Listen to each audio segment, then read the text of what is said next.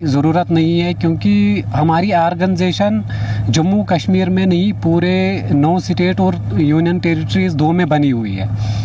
हम उस हिंदुस्तान के लिए काम कर रहे हैं जिस हिंदुस्तान ने आज तक हमारी देखरेख की है।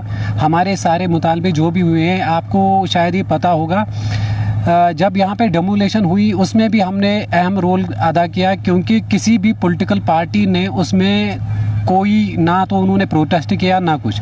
मैं दिल्ली में रहा, वहाँ पे हमने उस पर बात की।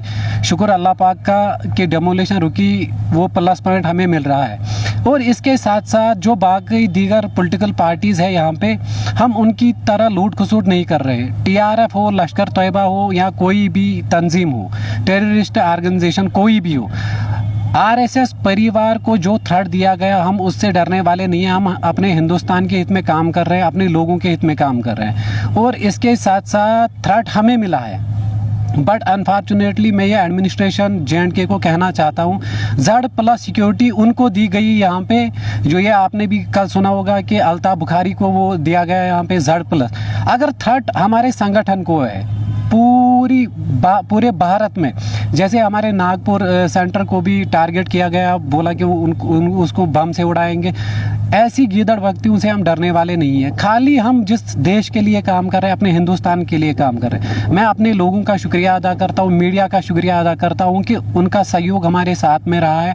हम अपने वतन के लिए काम कर रहे हैं, इसमें डरने की या थ्रेट लेने की कोई बात नहीं है। इंशाअल्लाह रहमान हमें एडमिनिस्ट्रेशन पे पूरा भरोसा है कि जम्मू कश्मीर की एडमिनिस्ट्रेशन, और ख़ासकर मैं लेफ्टिनेंट गवर्नर साहब से, मनोज सिन्हा सर से रिक्वेस्ट करता हूं, और DG साहब दिलबाग सर से, और ADG security SD Jamal sir से, कि जो भी हमारे ऑफिशियल जो ये लिस्ट आउट हुई है 300 बंदों की, जिसमें 30 का तो उन्होंने डिक्लेयर कर दिया है कि 30 बंदों का थ्रेट ज़्यादा है जिनको टारगेट किया जा सकता है। लेकिन मैं चाहता हूँ, मैं उनसे खाली इतना रिक्वेस्ट करता हूँ कि जो संगठन से जुड़े हुए लोग हैं, जो संगठन को चलाते हैं, जिन्होंने आज तक लगभग हमारा यूनिट है 9,25,000 कंप्लीट हो गया है JNK में, हम अपने हिंदुस्तान के लिए काम करते हैं। तो ये तो सीधी सी बात है, सिक्योरिटी प्रोवाइड करनी उनको है। आप वेरीफाई करिए, हमारी वेरिफिकेशन कीजिए कि अगर हम देश के हित में काम कर रहे हैं तो हमें क्यों रोका जा रहा है, हमारे संगठन के ऊपर यह आफत क्यों आई है। जैसे पहले भारतीय जनता पार्टी को थ्रेट मिलता था,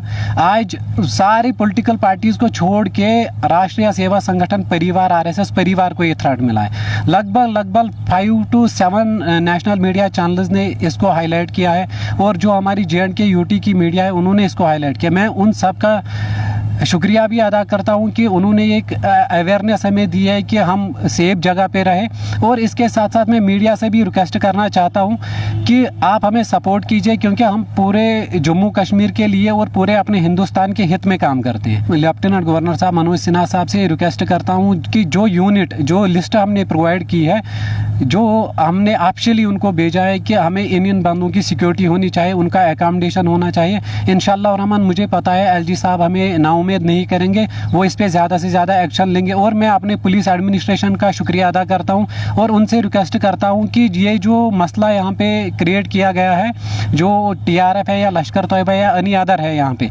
तो इसको आप थोड़ा जल्दी हल कीजिए कि ये मसला क्या चल रहा है, क्योंकि हमें आने वाले चुनाव में भी सपोर्ट करना है लोगों का, क्योंकि हमने आज तक जितने भी लोगों का सपोर्ट किया है वो हमारे समर्थन में काम कर रहे हैं। इतने फ़ोन आए कल से, सब ने बोला, आपने वो सुना होगा, मैं अपनी फेसबुक ID पे भी लाइव आया था, सब ने अप्रिशिएट किया कि हम आपके साथ हैं, डरने की कोई बात नहीं है। जो थ्रेट हमें है उसके लिए मैं चाहता हूँ कि इतनी रिक्वेस्ट है हमारी कि उनको सिक्योरिटी प्रोवाइड की जाए, ताकि वो सेफ रहे अपने घर वालों के साथ।